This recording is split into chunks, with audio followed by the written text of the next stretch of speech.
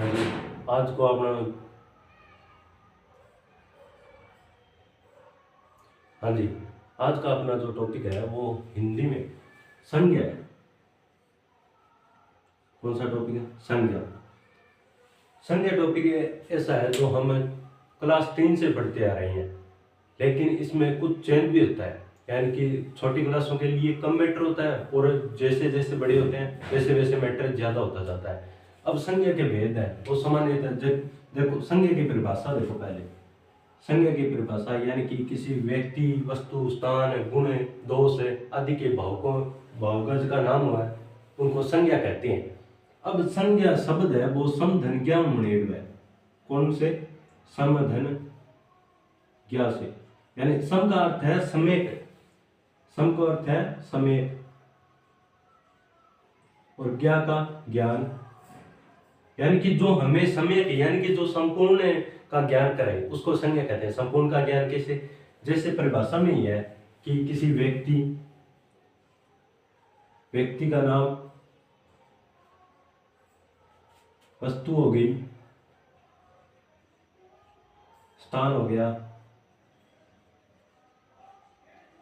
इनके गुण हो गए,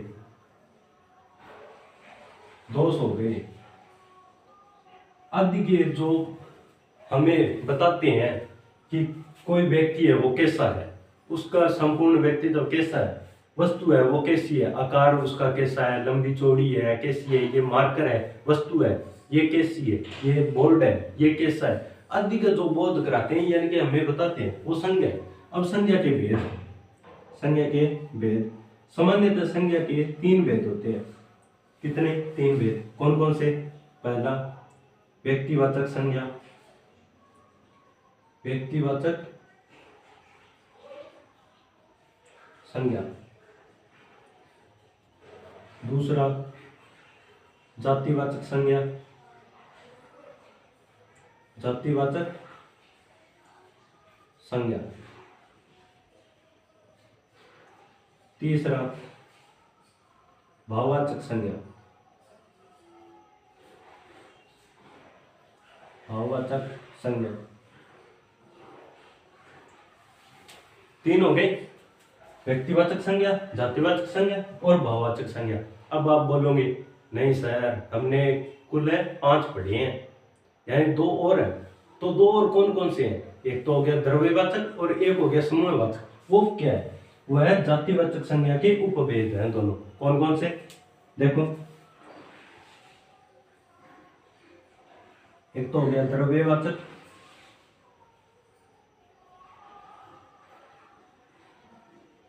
और एक हो गया समूहवाचक।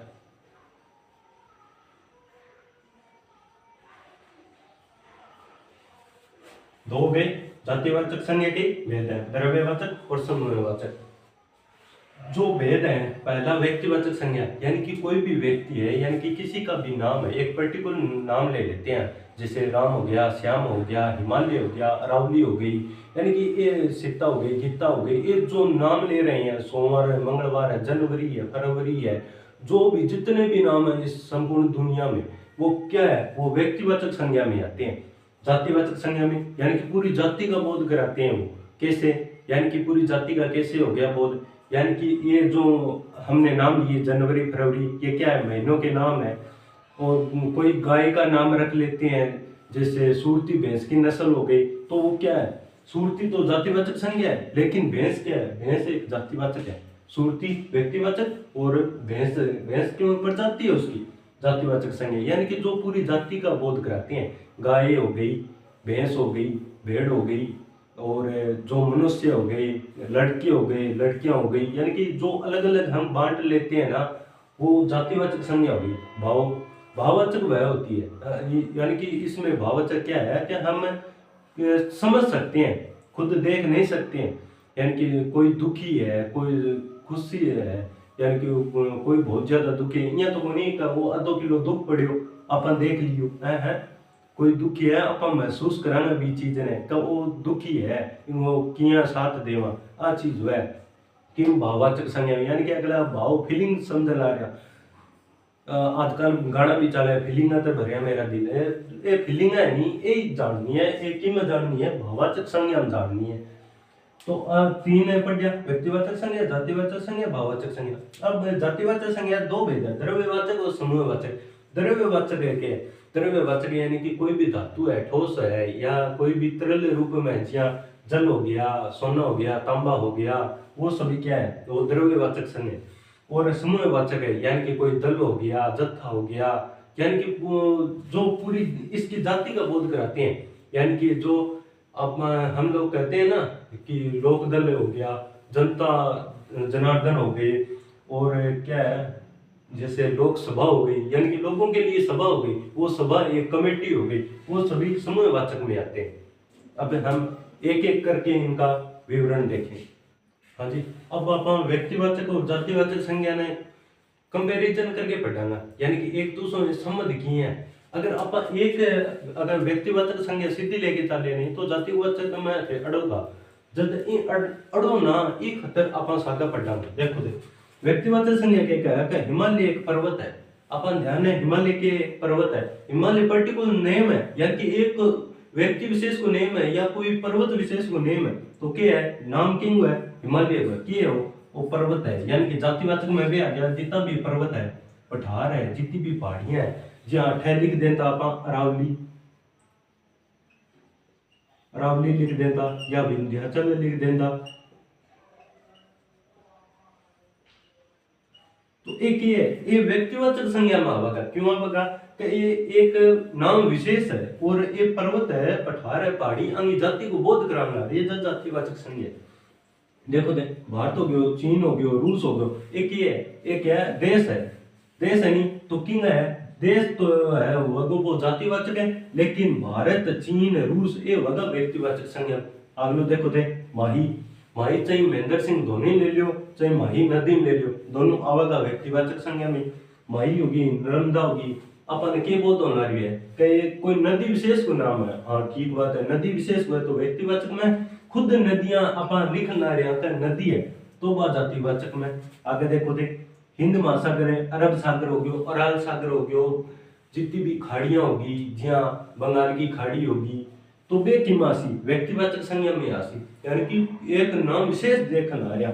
जितना भी महासागर है, सागर है, यानी सिद्ध आपा कह दिया महासागर है, सागर है, तो वो क्या है, वो जाति को बोध कराना रहे, यानी कि महासागर जो बड़ो सारो पहले है, यानी कि जाति को बोध करे, ज्यादा को बोध करे, तो जातिवाचक संज्ञा।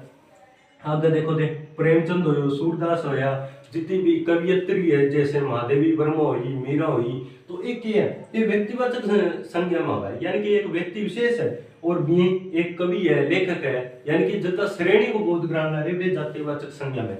आगे देखो कोको जो द्वीप है, या कोको द्वीप हो गयो, अंडमान निकोबार जगह द्वीप समूह हो गयो, लक्षद्वीप हो गयो, ये द्वीपा नाम है, यानी कि नाम विशेष है तो व्यक्तिवाचक संज्ञा। अगर सिद्ध द्वीप है तो जातिवाचक संज्ञा।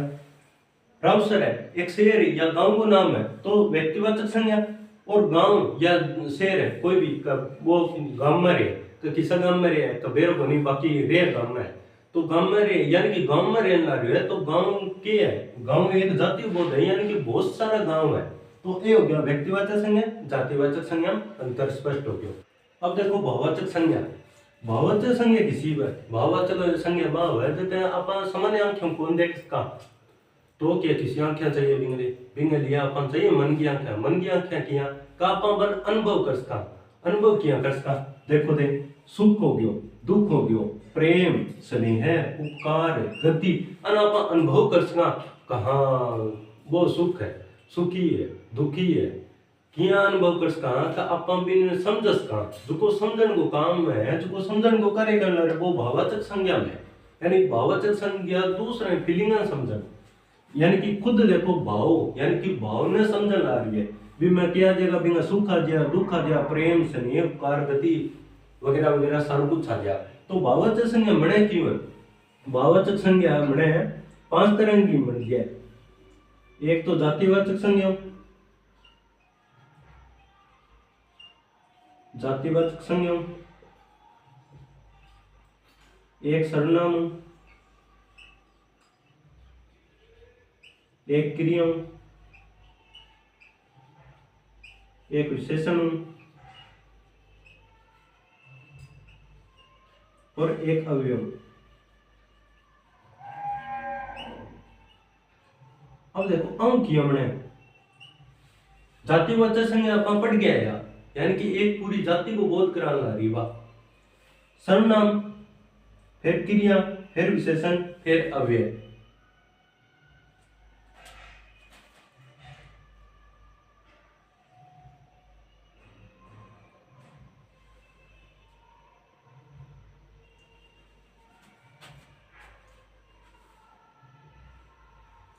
जातिवाचक संज्ञा जी आप पढ़ो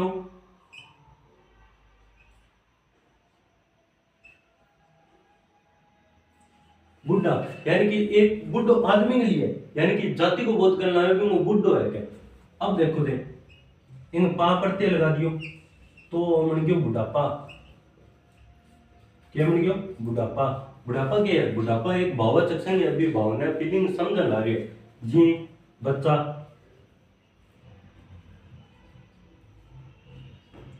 पन प्रत्यय लगा दियो तो बचपन।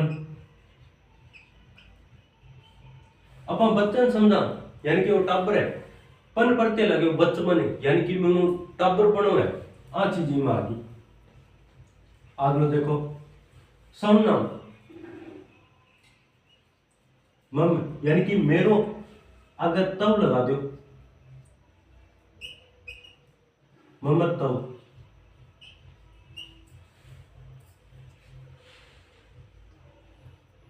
अपना पन लगा दो अपनापन।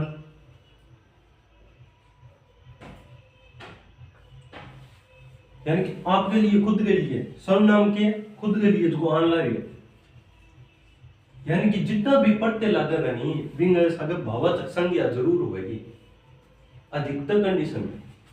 क्रिया या खेलना, खेलना के ये क्रिया है, लेकिन इन सब अप्रत्यय लाग गयो तो ओ मन गयो खेल।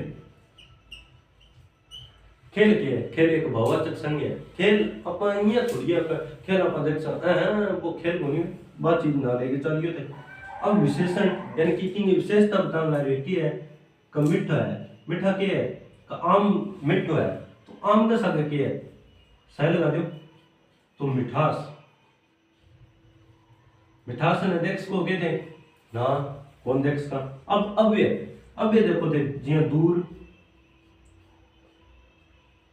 ई प्रत्यय लगाओ तो दूरी। जितनी भी लंबाई चौड़ाई वगैरह आसी नहीं वे भाववाचक संज्ञा में आसी। ओ गयो संज्ञा टॉपिक आपनो पूरो।